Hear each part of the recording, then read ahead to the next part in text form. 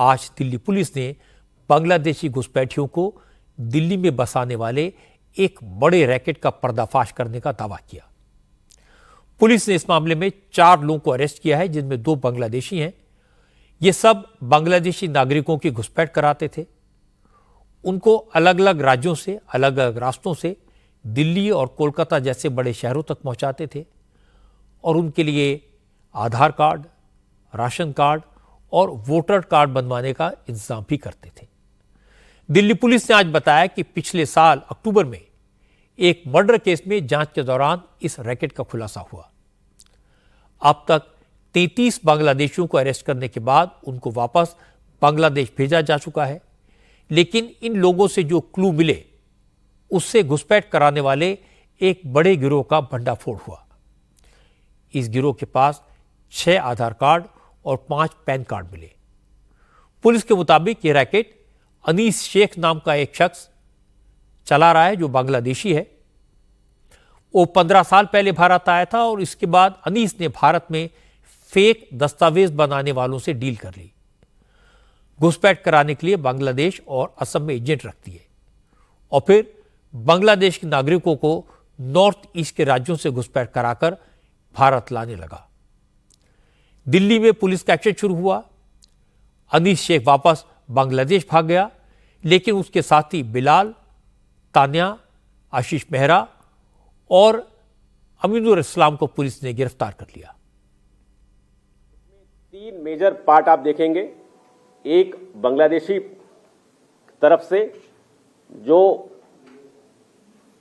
आने वाले इमिग्रेंट को डंकी रूट से इंडियन बॉर्डर में पुश करता था। उनका एक एजेंट डंकी रूट से, उनका सिर्फ काम होता है उनको बांग्लादेश की सीमा से बाहर लेके इंडियन सीमा तक पहुंचाना। दूसरा काउंटर पार्ट इंडियन साइड में होता है, जो जब वो बॉर्डर क्रॉस कर लेते हैं तो उनको रिसीव करता है, उनको फैसिलिटेट करता है, रात को रुकवाता है और उनको फर्दर ट्रांसपोर्ट प्रोवाइड करके वो टुवर्ड्स असम, पहले असम लेके आता है और असम के थ्रू फर्दर ट्रेन के माध्यम से दिल्ली, कलकत्ता या जहां भी उसको नेक्स्ट डेस्टिनेशन होता है वहां भेजता है। और थर्ड मॉड्यूल जो फाइनल डेस्टिनेशन है, जो सेकंड मॉड्यूल ट्रांजिट का काम करता है और फाइनल मॉड्यूल जो दिल्ली में और दिल्ली एनसीआर में है, वो वहां पर इसको रिसीव करता है, रुकवाता है, उनको कुछ इनिशियली चीजें मुहैया कराता है काम धंधे के लिए और फाइनली उनके फोर्स डॉक्यूमेंट बना के, आइडेंटिटी डॉक्यूमेंट बनाता है, आधार कार्ड, पैन कार्ड, ताकि वो यहां पर अपना जीवन यापन कर सके, रह सके। बांग्लादेशियों की घुसपैठ कराने की इस रैकेट में वैसे तो 2 ही बांग्लादेशी पकड़े गए हैं, लेकिन ये मामला बड़ा है। पुलिस ने जो खुलासा किया है उससे यह साबित हो रहा है कि बांग्लादेशी लोगों को भारत में लाकर बसाने के लिए कई सारे गैंग मिलकर एक बड़ा रैकेट चला रहे हैं। आज बांग्लादेश से एक और बुरी खबर आई। आज बांग्लादेश की कोर्ट ने 1.5 महीने से जेल में बंद हिंदू संत चिन्मय कृष्ण दास की बेल पिटीशन खारिज कर दी।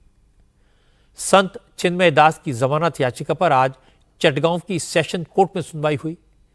हालांकि आज चिन्मय दास को कोर्ट में पेश नहीं किया गया, लेकिन उनकी तरफ से 11 वकीलों ने जिरह की। करीब आधे घंटे की बहस के बाद जज मोहम्मद सैफुल इस्लाम ने जमानत की अर्जी को खारिज कर दिया। बांग्लादेश में हिंदुओं पर जुल्म के खिलाफ आवाज उठाने वाले संत चिन्मय कृष्ण दास को पिछले साल 25 नवंबर को ढाका एयरपोर्ट से गिरफ्तार किया गया था। बांग्लादेश की पुलिस ने चिन्मय दास पर देशद्रोह का इल्जाम लगाया है। संत चिन्मय कृष्ण दास की बेल पिटीशन खारिज होने पर इस्कॉन ने अफसोस जताया। कोलकाता में इस्कॉन के वाइस चेयरमैन राधा रमन दास ने कहा कि जेल में संत चिन्मय दास की सेहत लगातार गिर रही है, उनकी हालत ठीक नहीं है, लेकिन अब क्या किया जा सकता है। हाईकोर्ट में अपील ही एक उपाय है, इसलिए अपील की जाएगी। तृणमूल कांग्रेस ने भी चिन्मय कृष्ण दास की बेल पिटीशन खारिज होने पर दुख जताया। अभिषेक बैनर्जी ने कहा, चिन्मय दास के साथ जो हो रहा है वो बांग्लादेश में हिंदुओं की हालात समझने के लिए काफी है। इसके बाद अभिषेक बैनर्जी ने सियासी बात की। उन्होंने कहा, बांग्लादेश में हिंदुओं पर जुल्म हो रहा है, लेकिन तृणमूल कांग्रेस तो इसमें कुछ नहीं कर सकती क्योंकि ये एक अंतर्राष्ट्रीय इशू है। ये केंद्र सरकार का मसला है और केंद्र सरकार खामोश बैठी है। কিন্তু আমি চাই কেন্দ্র সরকারের এটা কাজ। हम तो कब से अपना रुख स्पष्ट कर चुके हैं कि केंद्र सरकार बांग्लादेश की अंतरिम सरकार से बात करे। बांग्लादेश में जो लोग गुंडागर्दी, महिलाओं से बदसलूकी और राहजनी जैसे जुर्म कर रहे हैं, बांग्लादेश के बेगुनाह अल्पसंख्यक समुदाय के घरों को, मंदिरों को तोड़ा जा रहा है, उनके घरों पर हमले किए जा रहे हैं। ऐसा करने वालों के खिलाफ इंटरिम सरकार को सख्त कार्रवाई करनी चाहिए। हमारी सरकार को भी ठोस कदम उठाना चाहिए। कुछ दिन पहले हमारे विदेश सचिव बांग्लादेश गए थे। नियमों के मुताबिक अगर कोई कहीं जाता है तो पार्लियामेंट सेशन के दौरान संसद को इसकी जानकारी देनी होती है और अपडेट करना होता है। यही परंपरा है। पार्लियामेंट को पता होना चाहिए कि क्या हुआ, समाधान क्या है, लेकिन कोई बयान नहीं आया। विदेश मंत्री चुप हैं, विदेश सचिव चुप रहे, गृह मंत्री और गृह सचिव भी खामोश हैं, प्रधानमंत्री चुप हैं, रक्षा मंत्री चुप हैं, सबने चुप्पी साध रखी है। प्रधानमंत्री चुप। मुझे लगता है कि बांग्लादेश में हिंदुओं पर जो जुल्म हो रहे हैं वो सियासत का मुद्दा नहीं होना चाहिए। इस मामले में राजनीति से ऊपर उठकर सभी पार्टियों को एक स्वर में बात करनी चाहिए। लेकिन ममता बनर्जी की मुश्किल थोड़ी अलग है। पश्चिम बंगाल में मुसलमानों के वोट 30% हैं। ममता को इस वोट बैंक की हमेशा फिक्र रहती है, इसलिए वो और उनकी पार्टी के नेता बांग्लादेश के हिंदुओं के साथ हमदर्दी तो जताते हैं, लेकिन इसके खिलाफ आवाज उठाने की जिम्मेदारी केंद्र सरकार पर डाल देते। आज दिल्ली पुलिस ने बांग्लादेशी घुसपैठियों को दिल्ली में बसाने वाले एक बड़े रैकेट का पर्दाफाश करने का दावा किया।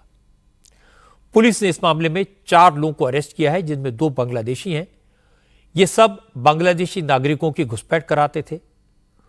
उनको अलग अलग राज्यों से, अलग अलग रास्तों से दिल्ली और कोलकाता जैसे बड़े शहरों तक पहुंचाते थे और उनके लिए आधार कार्ड, राशन कार्ड और वोटर कार्ड बनवाने का इंतजाम भी करते थे।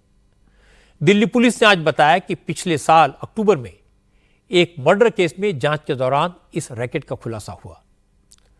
अब तक 33 बांग्लादेशियों को अरेस्ट करने के बाद उनको वापस बांग्लादेश भेजा जा चुका है, लेकिन इन लोगों से जो क्लू मिले उससे घुसपैठ कराने वाले एक बड़े गिरोह का भंडाफोड़ हुआ। इस गिरोह के पास 6 आधार कार्ड और 5 पैन कार्ड मिले। पुलिस के मुताबिक यह रैकेट अनीस शेख नाम का एक शख्स चला रहा है, जो बांग्लादेशी है। वो 15 साल पहले भारत आया था और इसके बाद अनीस ने भारत में फेक दस्तावेज बनाने वालों से डील कर ली।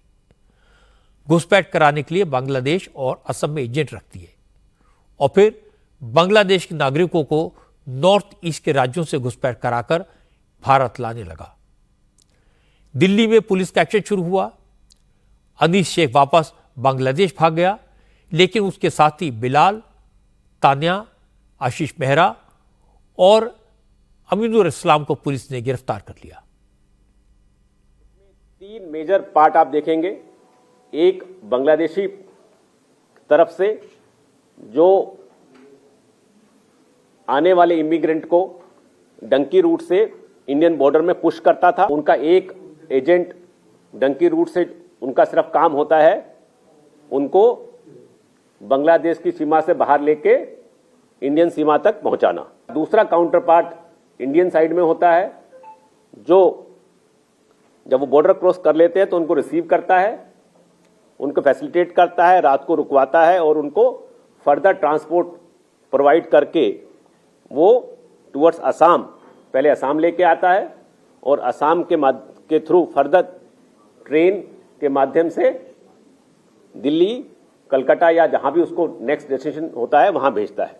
और थर्ड मॉड्यूल जो फाइनल डेस्टिनेशन है, जो सेकंड मॉड्यूल ट्रांजिट का काम करता है और फाइनल मॉड्यूल जो दिल्ली में और दिल्ली एनसीआर में है, वो वहां पर इसको रिसीव करता है, रुकवाता है, उनको कुछ इनिशियली चीजें मुहैया कराता है काम धंधे के लिए और फाइनली उनके फोर्स डॉक्यूमेंट बना के, आइडेंटिटी डॉक्यूमेंट बनाता है, आधार कार्ड, पैन कार्ड, ताकि वो यहां पर अपना जीवन यापन कर सके, रह सके। बांग्लादेशियों की घुसपैठ कराने की इस रैकेट में वैसे तो 2 ही बांग्लादेशी पकड़े गए हैं, लेकिन ये मामला बड़ा है। पुलिस ने जो खुलासा किया है उससे यह साबित हो रहा है कि बांग्लादेशी लोगों को भारत में लाकर बसाने के लिए कई सारे गैंग मिलकर एक बड़ा रैकेट चला रहे हैं। आज बांग्लादेश से एक और बुरी खबर आई। आज बांग्लादेश की कोर्ट ने 1.5 महीने से जेल में बंद हिंदू संत चिन्मय कृष्ण दास की बेल पिटीशन खारिज कर दी। संत चिन्मय दास की जमानत याचिका पर आज चटगांव की सेशन कोर्ट में सुनवाई हुई। हालांकि आज चिन्मय दास को कोर्ट में पेश नहीं किया गया, लेकिन उनकी तरफ से 11 वकीलों ने जिरह की। करीब आधे घंटे की बहस के बाद जज मोहम्मद सैफुल इस्लाम ने जमानत की अर्जी को खारिज कर दिया। बांग्लादेश में हिंदुओं पर जुल्म के खिलाफ आवाज उठाने वाले संत चिन्मय कृष्ण दास को पिछले साल 25 नवंबर को ढाका एयरपोर्ट से गिरफ्तार किया गया था। बांग्लादेश की पुलिस ने चिन्मय दास पर देशद्रोह का इल्जाम लगाया है। संत चिन्मय कृष्ण दास की बेल पिटीशन खारिज होने पर इस्कॉन ने अफसोस जताया।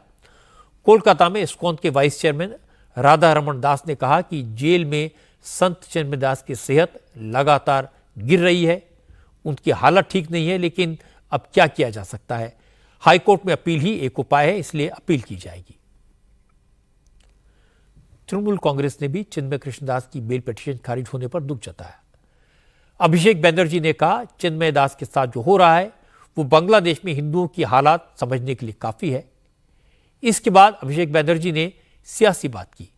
उन्होंने कहा, बांग्लादेश में हिंदुओं पर जुल्म हो रहा है, लेकिन तृणमूल कांग्रेस तो इसमें कुछ नहीं कर सकती क्योंकि ये एक अंतर्राष्ट्रीय इशू है। ये केंद्र सरकार का मसला है और केंद्र सरकार खामोश बैठी है। কিন্তু আমি চাই কেন্দ্র সরকারের এটা কাজ। हम तो कब से अपना रुख स्पष्ट कर चुके हैं कि केंद्र सरकार बांग्लादेश की अंतरिम सरकार से बात करे। बांग्लादेश में जो लोग गुंडागर्दी, महिलाओं से बदसलूकी और राहजनी जैसे जुर्म कर रहे हैं, बांग्लादेश के बेगुनाह अल्पसंख्यक समुदाय के घरों को, मंदिरों को तोड़ा जा रहा है, उनके घरों पर हमले किए जा रहे हैं। ऐसा करने वालों के खिलाफ इंटरिम सरकार को सख्त कार्रवाई करनी चाहिए। हमारी सरकार को भी ठोस कदम उठाना चाहिए। कुछ दिन पहले हमारे विदेश सचिव बांग्लादेश गए थे। नियमों के मुताबिक अगर कोई कहीं जाता है तो पार्लियामेंट सेशन के दौरान संसद को इसकी जानकारी देनी होती है और अपडेट करना होता है। यही परंपरा है। पार्लियामेंट को पता होना चाहिए कि क्या हुआ, समाधान क्या है, लेकिन कोई बयान नहीं आया। विदेश मंत्री चुप हैं, विदेश सचिव चुप रहे, गृह मंत्री और गृह सचिव भी खामोश हैं, प्रधानमंत्री चुप हैं, रक्षा मंत्री चुप हैं, सबने चुप्पी साध रखी है। प्रधानमंत्री चुप। मुझे लगता है कि बांग्लादेश में हिंदुओं पर जो जुल्म हो रहे हैं वो सियासत का मुद्दा नहीं होना चाहिए। इस मामले में राजनीति से ऊपर उठकर सभी पार्टियों को एक स्वर में बात करनी चाहिए। लेकिन ममता बनर्जी की मुश्किल थोड़ी अलग है। पश्चिम बंगाल में मुसलमानों के वोट 30% हैं। ममता को इस वोट बैंक की हमेशा फिक्र रहती है, इसलिए वो और उनकी पार्टी के नेता बांग्लादेश के हिंदुओं के साथ हमदर्दी तो जताते हैं, लेकिन इसके खिलाफ आवाज उठाने की जिम्मेदारी केंद्र सरकार पर डाल देते हैं।